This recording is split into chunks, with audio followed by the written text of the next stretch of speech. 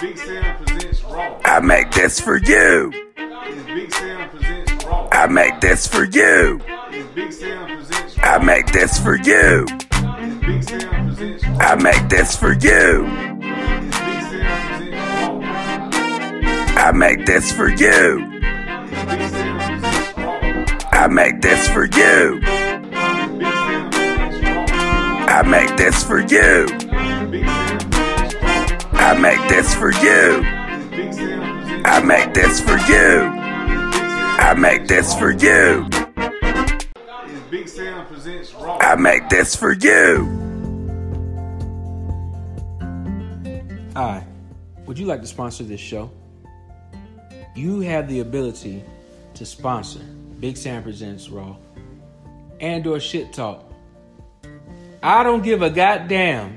You could pay me $100 a month or $50 a week or $250 every 2 weeks. Regardless, it don't even matter.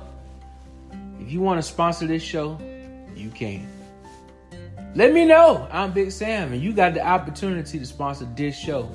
This show, goddammit, this one. Are you not entertained? Fuck you, because I wasn't trying to entertain you. Bye, bitches. Big Sam presents Raw. I make this for you. What's good, everybody? What's going on? It's your homie, it's your guy, it's your fam. It's the one that you hate. It's the one that you love. It's the one you don't understand. It's the one that you cannot stop listening to. For I am that I am. Oda Mama Shaka. I feel the presence already. What's good, folks? This is your homie, Big Sam. King Samuel in this monkey donker again. I am... Oh, crap. Well, I thought I was about to fry me some fish, but apparently, in order to fry fish... Oh, crap. You gotta have some fish to fry. Come on, somebody. So I might not be frying no fish. Nonetheless, there's some other shit I want to share with you all. Dang, man. I really thought I was about to have some fried fish, man. I was about to fry me some catfish. Fry me up some fish, yeah. Fish on burn on the grill. Hey, man.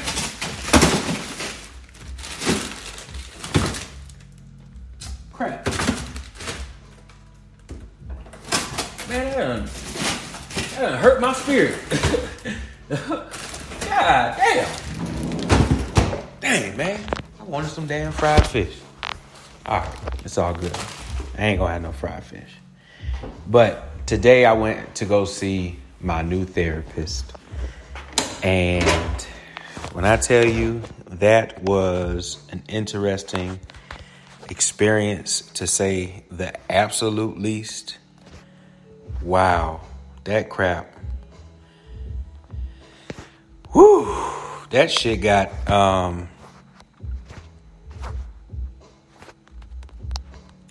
interesting. But I'm up here sharing my show before I get back focused. And, oh shit, I didn't know I had this on here. All right, there we go. Cool. It was intense.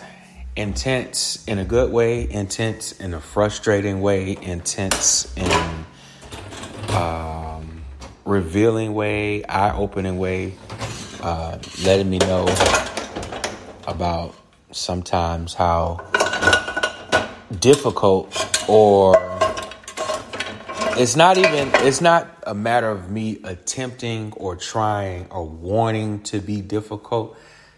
Sometimes when I am trying to understand something, I get so caught up in wanting to understand. And if I can't understand, it frustrates me that I can't understand. But unfortunately, in the midst of my frustration, it portrays as if I'm being impatient with other people and or not understanding, maybe not even so much of having enough grace or patience with people. And that's not really my intention. It really, truly is not my intention. So figuring this stuff out has just been very, very interesting, to say really the absolute least. But I'm glad, nonetheless, that I am being more exposed to who the fuck I am, who I'm not, who I'm going to be, who I'm becoming to be, or who I'm becoming, who I'm focusing my transition to, focusing myself to transition towards, if you will. And this shit ain't been an easy process. It ain't been an easy journey. But I'm glad I started this shit, because it's been frustrating as crap as I watch this pan. Well, I feel like I'm in church. Come on, somebody. It has been frustrating, amen. Trying to understand, why is it so difficult for me to maintain healthy, long, consistent, fluid relationships? What am I doing? What am I doing that is preventing it, not allowing it to happen, which is damn near the same damn thing? Why am I not able to do it? Why don't I have that right now? I look at some different folks from around the way, and you got people. I've seen people that have been in friendships for 30, 20, 30, 40 years. Friendships since school age. And although I know people from high school, not so much elementary school, I don't remember nobody from elementary school, but I remember folks from middle school and high school. Today, we don't hang out. I mean, we know each other via Facebook, but it ain't like motherfuckers be coming over or invite me over or any of that shit. And what's crazy is, well, not even what's crazy, but just reviewing my participation in the lack of long or multiple lasting healthy relationships, I can honestly say, or from my perspective, that I have done my due diligence to try to grow and keep those different relationships. And I do acknowledge that shit, I can't make another motherfucker, want to build a relationship or whatever. So it is what it is. At the end of the day, really. But it just amazes me how people are able to keep relationships that long. And I know it's so possible, because I see it. I want to get to the point where I'm in that position where I can say I've had this healthy friendship, what have you, for the past 20 something years. And I know some cats, I went to school with, and they still around the way, but we don't hang out, we don't associate, we don't nothing. And then I do realize that a lot of people around my area, we all grew up, what's going on? We all grew up in church in the South. whether if it was Baptist or Kojic. But we all grew up going to church. We all grew up around Christianity and things of that nature. So, and anybody that has known me since high school know I come from a deep Christian background. I was born and raised in the Church of God in Christ. That shit is on both sides of my family. My mama, my daddy, all of them ordained in that shit. It's just, it is what it is, you know? And, damn, let me turn this down some.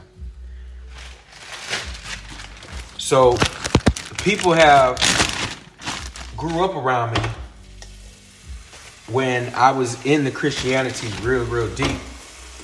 And the presumption has always been, I'm going to be a preacher. I'm going to be a prophet. I'm going to be a bishop. I'm going to excel in the Christianity leadership world and all of that shit.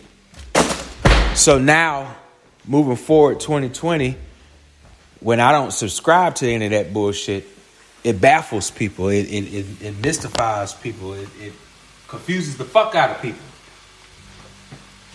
Because we all grew up, we were born into Christianity, right? Like we grew up in this shit from birth.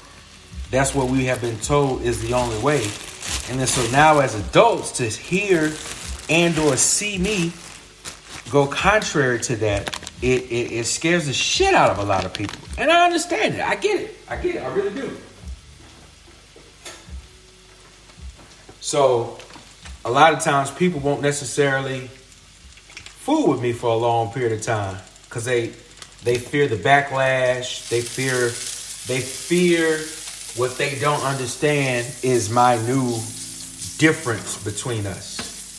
But it isn't that I am making it different between us as much as it is you just don't know how to respond because you're still stuck in that world.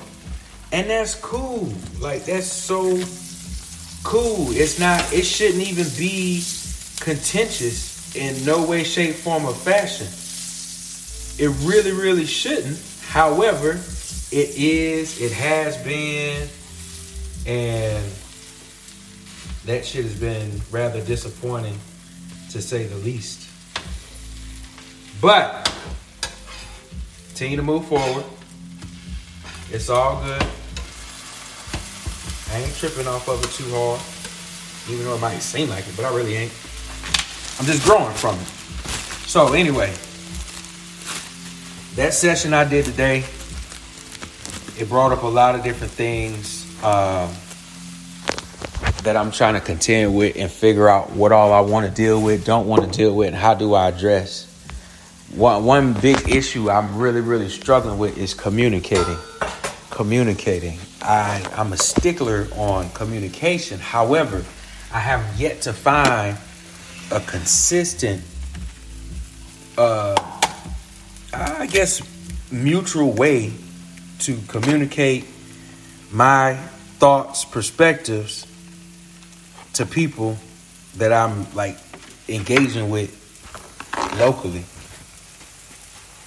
This shit, it just turns contentious for no reason at the drop of a dime. And mainly it's because of other people. They just start tripping. Like when I'm trying to get clarity, they get offended by that shit. And it's like, motherfucker, if I don't know what the fuck you talking about, I'm going to ask you, bitch, what the fuck is you talking about? And that should not be taken as, you smart, you know it, you know how to talk, you know what I'm talking about, don't play dumb. Bitch, if I'm telling you I don't know what the fuck you talking about, I'm not talking about anybody in particular, just generally speaking. Bitch, if I tell your stupid ass I don't know what you're talking about, then please have a little bit of grace and patience like I often do and give to you, and explain what the fuck you talking about. And don't get frustrated and think Oh, I can't explain it right now. Yeah, you can. Just try a different way. You know what I'm saying? Use different words. Shit. I really am into that over communicating and keep trying. That's my thing. Because if we're going to work, then we got to do the work to work. How about shake? Hey, well, I said a mouthful right there. If we're going to work as a team, then at some damn point, that's actually what we have to do. We have to literally actually stop and work as a team at some point. Otherwise, we're just going to keep combating each other. And what do we benefit from that? How do we win if we're constantly at odds with each other? We don't win. It becomes too contentious. It's not joyful. It's not peaceful. It's not enjoyable. It's not pleasurable. It's not meaningful. Which stems to how relationships fall apart. So, understanding more about myself and how I do and like my old school ways, and I'm real traditional about a lot of different things, but yet I can be progressive about other different things. So just trying to like understand myself way more so I can just be more productive in life and be way more intentional and deliberate in life. Oftentimes I hear people say, "Oh, you too serious. You got to learn how to relax." Yeah, but when I'm being intentional, that's when I have my most fun. That's when things are the most enjoyable for me. I am actually frying an egg and a sausage patty and making a sandwich, a breakfast sandwich. I wanted some fish, but I'm out of fish. So I'm gonna either have to find some time in a fishing hole to go fishing, and or go to Kroger and buy some fish. Be trying to soften up the shit I eat on my gums and teeth and digestive system. However, I was not prepared. I need to make now that I think about it, I probably should make a store list. I need to make a run to the store tomorrow. I gotta get shit. I don't forgot what I gotta get. Okay, I need fish. No, I need some fish. I need some batter. And it was something else. Dang, I forgot.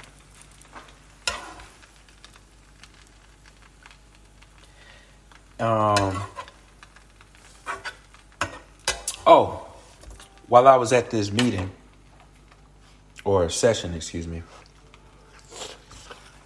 Oh, these eggs is not that great.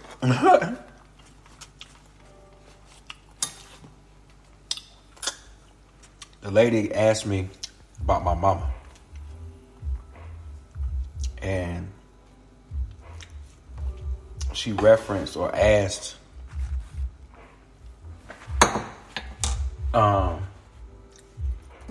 what did she ask me? She asked me something. I can't remember off the top of my head at this moment. But it had me kind of thinking a little bit. And I'm not like a lot of other people, man. I've tried, as an adult, I've tried to have a relationship with my mom. But it really hasn't panned out too well. The way we think is very far apart. And oftentimes when I'm talking to my mom, I perceive her posture is fear-filled. And it's hard for me to, I'm noticing now, and like I'm processing, thinking about this shit. It's hard for me to deal with that sometimes because I don't understand why my mama would be scared of anything. And I never knew my mama to be scary. But as an adult, it's like, wow. Actually, both of my parents are pretty darn scary. And that shit has really shocked the hell out of me. To say the least. Oh, man. And I also realized that I personally have a lot of fears. I'm not as brave as I think I am, or want to believe that I am. And that crap might be a connection with her. But I am trying to figure out, number one, why? Why do I have whatever fears that I have? And secondly, extremely so importantly, what the fuck do I gotta do to conquer them fears and get them shits all the way out of my system? Forever and ever, amen.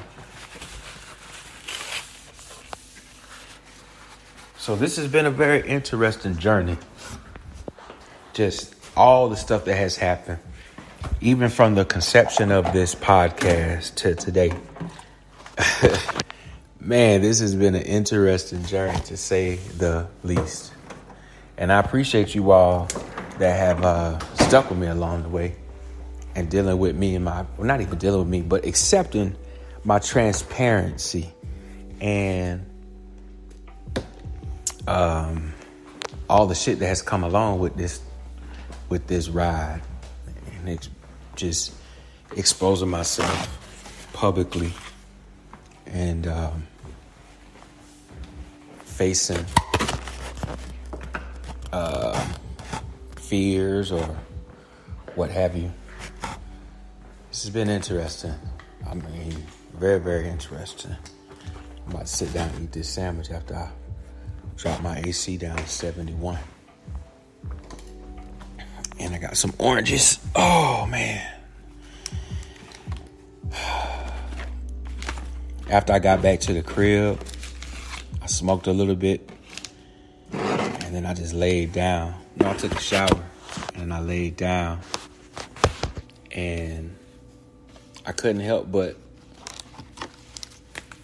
think or realize or understand or come to the realization that shit, I'm about to be homeless. For real, I'm about to be homeless. Like, as soon as next month, I could be homeless. So, I need to start looking for apartment complexes to buy. So that I don't be homeless. Or even if I am homeless, I mean, it's cool, but the process for purchasing an apartment building, I need to get more intentional about it. And there are some programs out there available. For instance, Navy Federal has a program where they would do 100% financing. I don't know all the details, but I'm doing my research on it now. But it is my understanding, limited understanding, should I say, that they would finance a project, income project, to include renovation at 100% if you are a disabled veteran. And with no money down. Excuse me. Almost like the VA guaranteed loan that's out there. So I got to make contact with them and get more details on that. see how I can take advantage of that program, because there's some options that I have with that. Well, just period. Excuse me. I make this for you. I got options moving forward after I sell this place. I can take the profit of the sale, and transfer it in the acquisition of another property. And then that way it's, what is it called? Capital gains tax, something to do with capital gains tax, to where I don't have to pay taxes on the profit or the net of the sale of this place, as long as I transfer it into the new place. So exploring those options. And then also where my credit is now, who all I do owe and don't owe, clearing all of that up. So just trying to figure out the best strategy to accomplish all of my goals. Like, this credit shit is as simple as literally keeping a record of not owing people money. Like, not having a record of owing people money, but you don't pay on time. You don't pay with what you agree. You try to negotiate your way out of paying the full amount that you do owe. Those things, not having a record of those kind of things. That's really what credit is all about. So knowing that has really been able to put myself in the best position relatively fast, to build wealth. Like, this wealth shit is so simple to the point that literally you can go in a bank and tell them you want to buy a home, or tell them you want whatever, and they will tell you what all you need to do to get what it is that you want. They will give you a blueprint of it. You just got to do the work. It don't got shit to do with having faith in God. It don't have shit to do with, trusting the Lord to bless you. That's one concept or quote I didn't understand. Folks would say, God bless me with a new house. Bitch, you got a 30-year mortgage. You got to pay someone 30 years for this motherfucker. How is that a blessing? Your Bible declares the borrower is the lender is subject to the borrower. Meaning the person, if I got a loan from you, I'm supposed to be your slave until my loan is paid back to you. So how the fuck is that shit a blessing? See, now this is the dangers of talking about myself, because now I want to chase that rabbit on the fact that your God promotes slavery in his kingdom. Your God. But anyway, we didn't come here for that. Come on, somebody. We're not gonna teach the word of God on tonight. Amen. So we got a couple shows. I got a couple shows coming. My cousin and I, have started recording. We've recorded a couple segments, and we're getting our show together. You may remember over the past 2 years, from time to time, Devon and Marie will come on. We were dabbling with an idea of grown folk shit last year. Now we're going to move forward. Her and I are going to do a show. We don't have a name of it yet, but we started recording. Her and her husband, her husband and I are in talks of doing a live show at a venue, at an actual club venue. So that shit gonna be, that's gonna be interesting.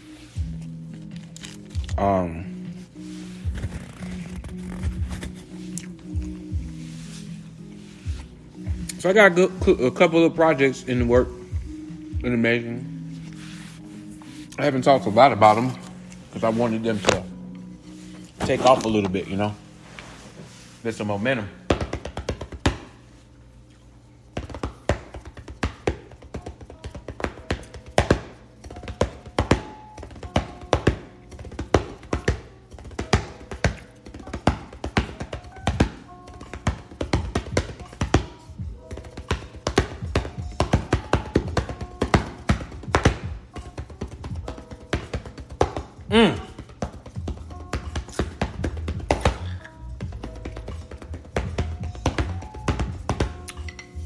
I kind of wanted to go on YouTube tonight, but all my shit is in storage and I cut my internet off. I was paying $80 a month for internet. And I said, fuck that. I went on here. An egg sandwich. A sausage egg sandwich. But I got me another line, cell phone line. Because I started lifting, driving and shit. And I was burning up my data. But it wasn't no point in me paying for Wi-Fi during the day. And I'm rarely using it. And then when I am home, basically I watch three things. YouTube live videos, like people going live on YouTube talking debates and shit, or whatever research I'm doing. And I use it for iHeartRadio. And then when I record my live podcast, when I hook up all my gear and shit. But like I rarely even watch Netflix now. I just don't stream a lot and like play games and doing that stupid shit. So it just wasn't making sense how much money I was spending on internet. So I saved a couple dollars cutting that off. But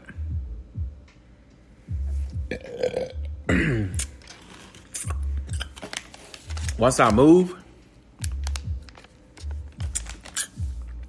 and get my budget in place, I'm gonna be able to have a really, really comfortable lifestyle after I take care of my children. And I'm excited about that shit too. For real, for real.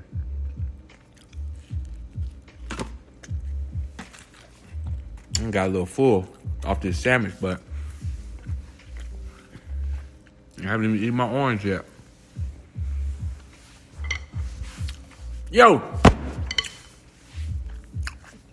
Y'all need to be sending me some questions, goddammit. I know y'all hear the intelligence I have. You got some fucking questions. Send them in. Let's dialogue. I'm not claiming to be an expert. I'm claiming to be a cool human being that loves sharing information and creating new experiences with people. I'm not an expert at all. But you should just vibe with me. Let's talk, let's chat, let's exchange and shit.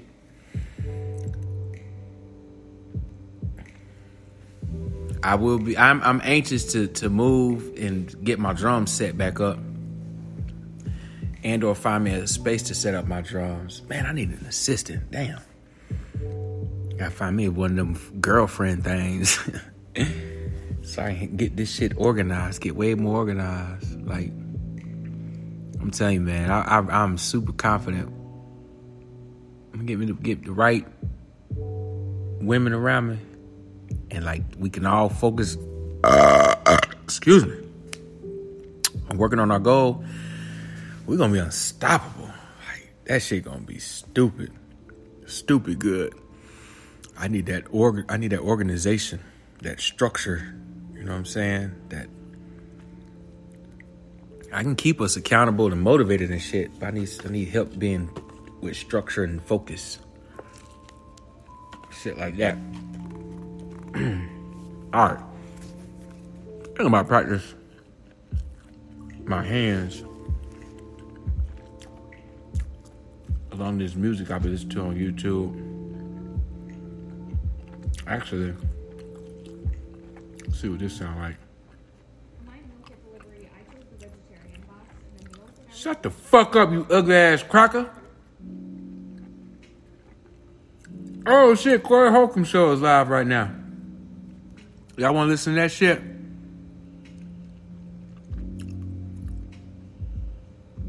That's a great question. Evans or South Augusta? The Corey Holcomb show is on. I'm gonna start carrying a jar. I eat with my mouth open. And then that's crazy too, that they opened certain things up. Of course, they closed everything back up again. But they say, okay, if you're gonna come in here, you have to have your mask on. But when you get in here, you can remove it. Wait, what? It's the dumbest shit in the world. I swear. It's like, the biggest hypocritical shit. I'm gonna start carrying the day before. I'm gonna just breathe in every night, tighten it up, and I'm gonna just start going in the restaurants and just opening the jar and just letting out my day before breath and see who come up with some shit, man. If they keep fucking with wearing deodorant on purpose, I'm gonna come in there. I'm gonna have a mask on, but toxins gonna be everywhere. I'm gonna come in there sour. Why not? They gonna be like, can you catch a charge if you normally spread COVID? Yeah. Yeah. Where is charge? Yeah. Matter of fact, They put on the books. right, and now, so why do you get tested? and now they're starting These to charge. motherfuckers just raised their. Each county's different, but they just started it. Really? Yep. You know what I'm gonna do? I'm gonna spit By the into third an fine, ice it's cube 500. jar. I think the first is 150. I wanna hear this shit. I'm gonna spit into an ice cube tray. I'm gonna fill it up and I'm gonna put it in the freezer overnight. And I'm gonna have COVID. Restaurants and drop the sickles in people's drinks, man. Nigga, I'm finna go in there vaping. I'm gonna vape through the. I got on a mask though. Real spit though. I actually have a totally different feeling because I actually don't care. I don't mind it. I think it's kind of cool. It's like What, wearing the mask? Yeah. I mean, I don't wear it working out by myself. Like I've been taking runs every night. I go by myself, and I have it on my neck in case what if I have to. There's no way I'm gonna jog with the mask on. My You'll God. fall out, I already especially knew if it's that. hot. Yeah, I already knew that. I was like, oh my God. Stupid motherfucker. There be people jogging around me. So when I am out there trying to run, look, do you know motherfuckers be rolling their eyes? It's just I'm a nigga. So they don't want a motherfucker to be like, you need on a mask. Like they won't say it. Maybe if I run into a Karen or something. Yeah. 50 show. All you Karens, you better make sure you get me where there's people around. Because I will bop a Karen. I will bop one of them bitches. If ain't nobody around, you better I bop a Karen. I would too.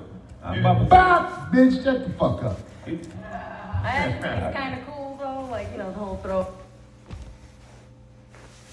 I do get to hide. I That's do. true. That's what I'm That's saying. one thing You about get it. to go. Yeah. What's the shit you I hate the buy? motherfuckers that still know me. They be like, Corey. Yeah. God damn The it. shoulders. It is a show. You guys see It is. He's got a very distinct look with his shoulders in the back. Be gagging. Nah, you see what I'm saying? I can't like even when I wear my mask, I gotta keep my nose out. I'm not gonna be breathing. No. I'm not gonna be breathing in the ribs I just ate. Right. I'm not gonna be doing that. You know what I mean? Yeah, I gotta keep my shit. That's just for the compliance for the law. Yeah. Yeah, no, I hear you. I get it. You ain't gotta wear rubber, but you gotta wear a mask. The dumbest shit in the world. NFL pentagram. This dude internet suck. Corey Holcomb is a multimillionaire, and his internet keep going in and out. Oh, you know fucking man. Same. Linebacker pentagram. You know what Teddy Pendergrass is? Yes. Yeah. If one of them niggas has some size, that would be Corey. This nigga stupid. I I'll come back to that afro. You still growing it, right? Man, I'm trying, man. My shit's stuck like a motherfucker. About to cut this shit off. Stop, nigga. That nigga ain't lining you up right. Even though the show is very entertaining, it's annoying that the shit just keep cutting off. What the hell? Flooded as high tide. Oh, that's too long ago. Alrighty. Well, you all be safe and enjoy yourselves.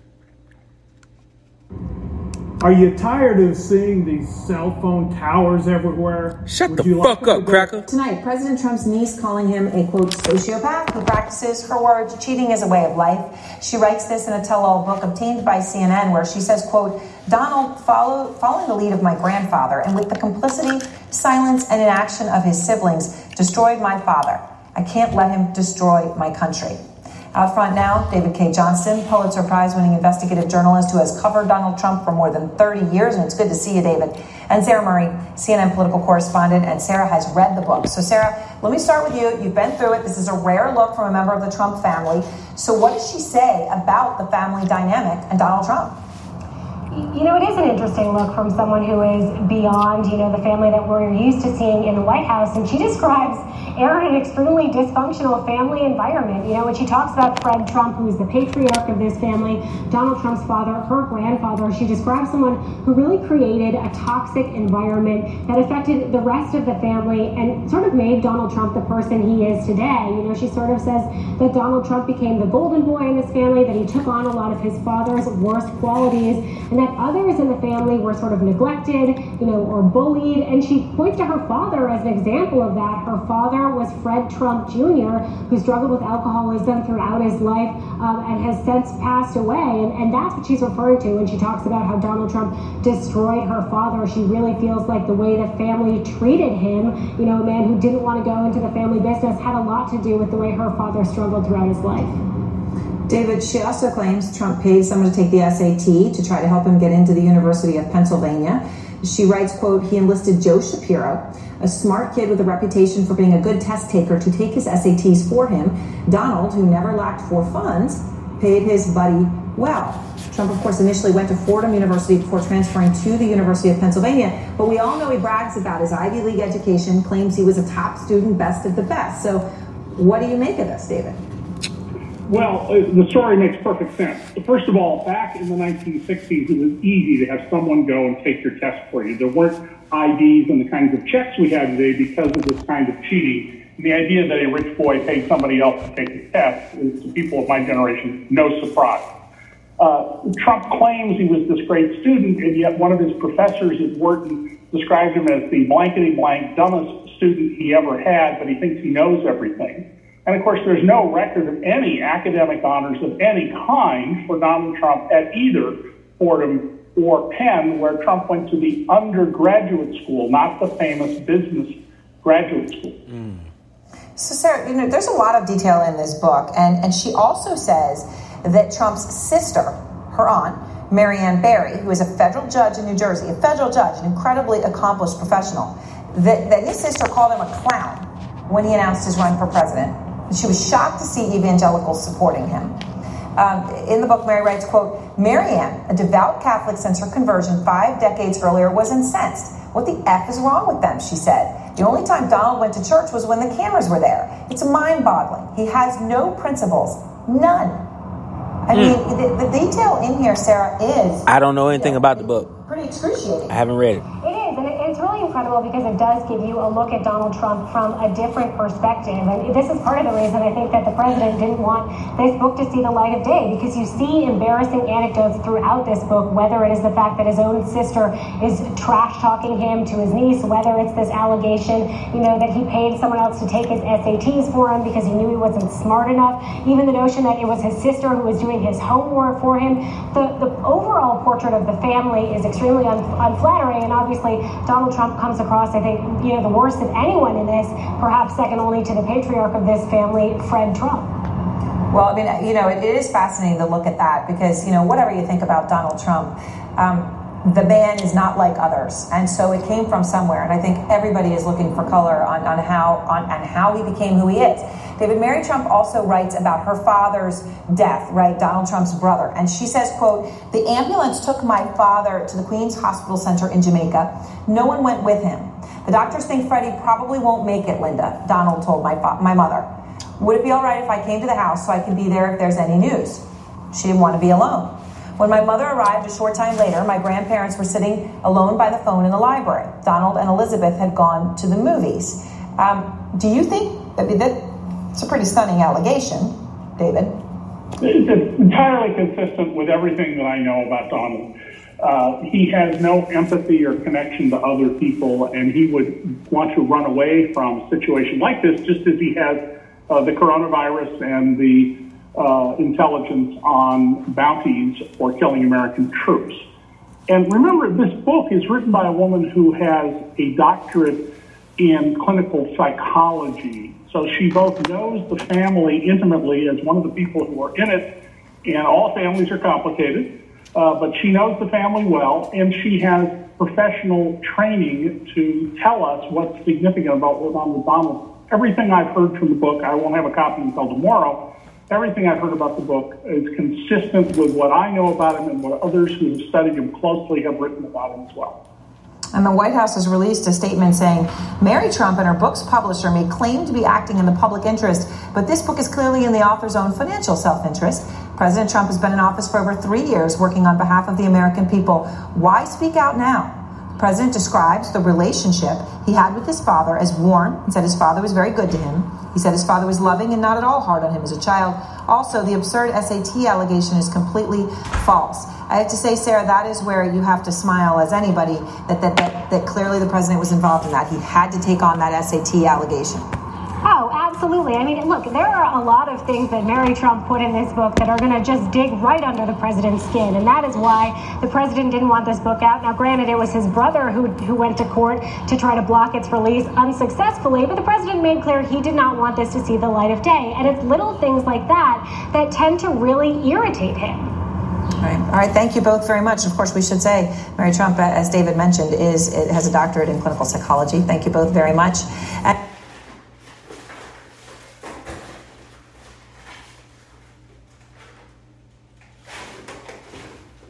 And I'm joined now on the phone by Richard Garay. He's one of the 28 members of one Southern California family who tested positive for coronavirus. He joins me on the phone. We had a little bit of technical issue. I don't give a fuck about no goddamn... Okay. Scumbag orange turd. Well, alrighty then. Someone has a little bit of, shall we say, contention towards number 45.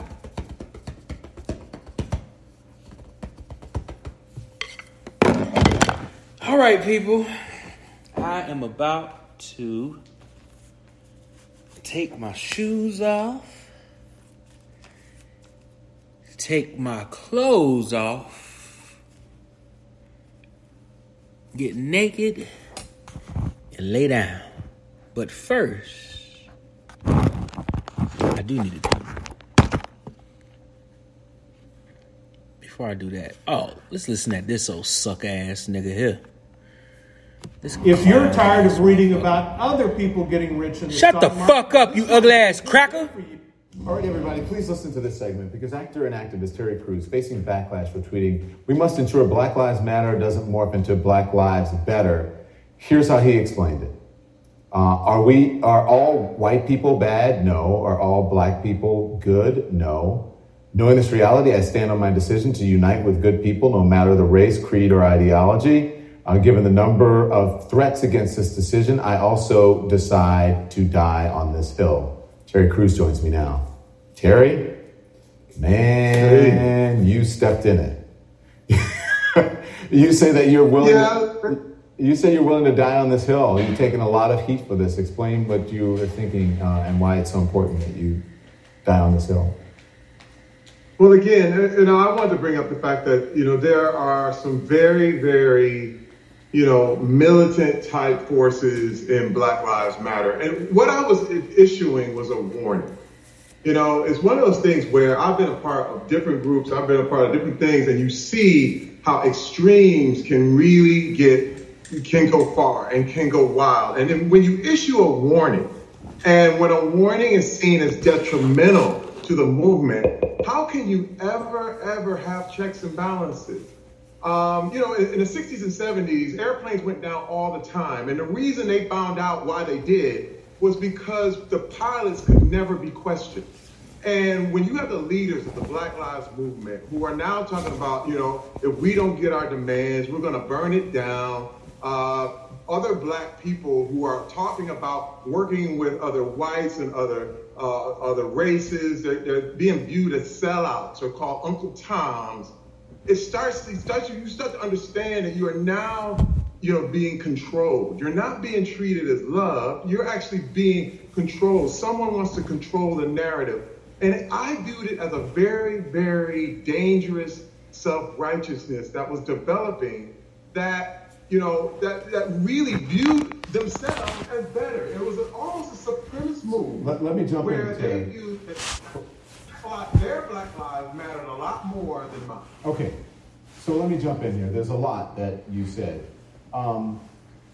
You think Black Lives Matter is, you said you think it's an extreme movement?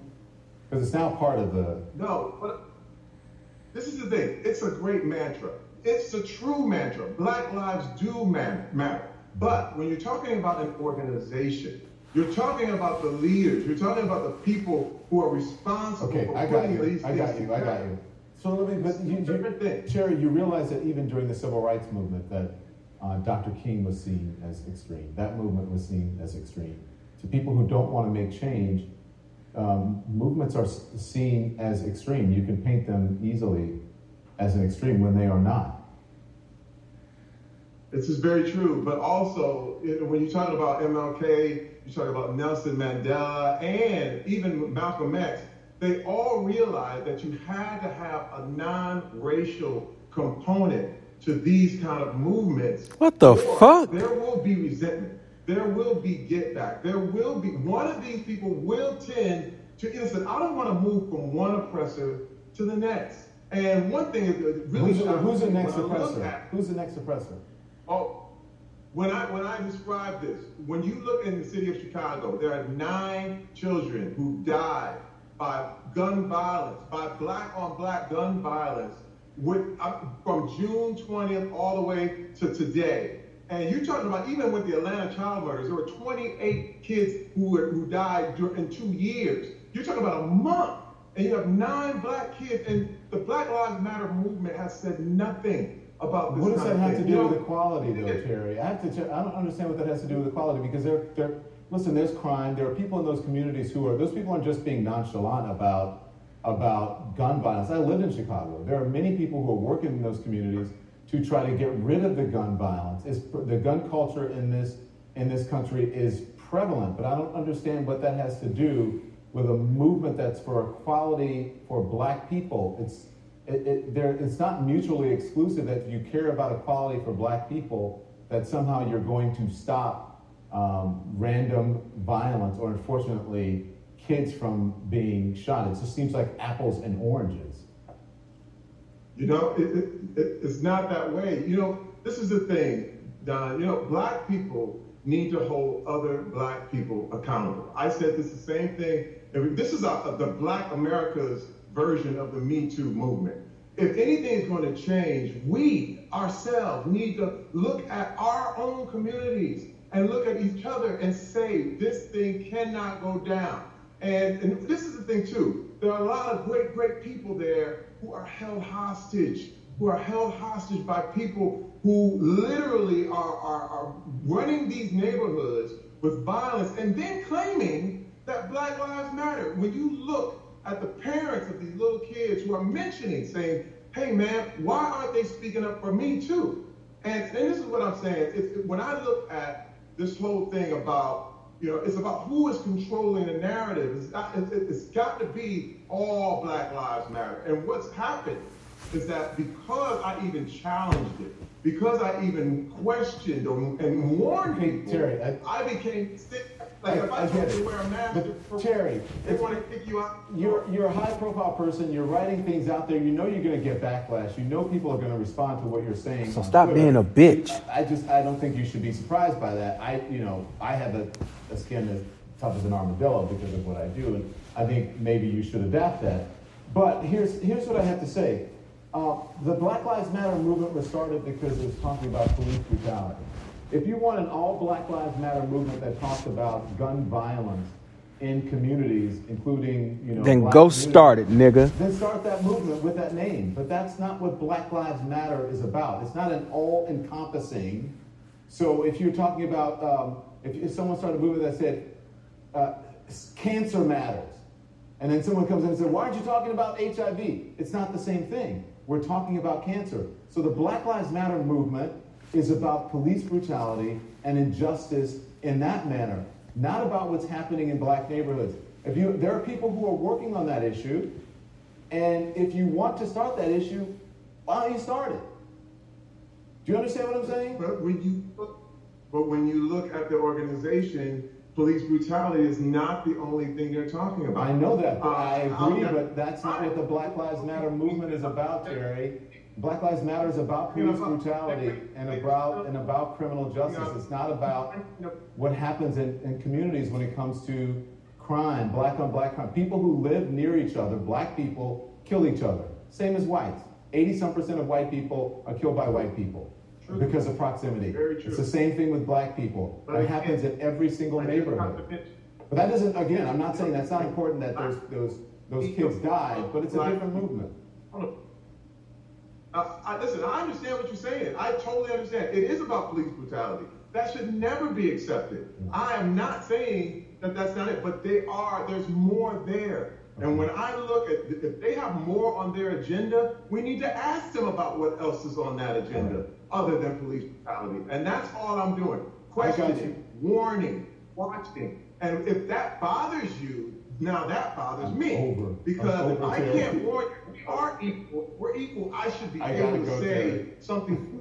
I gotta go.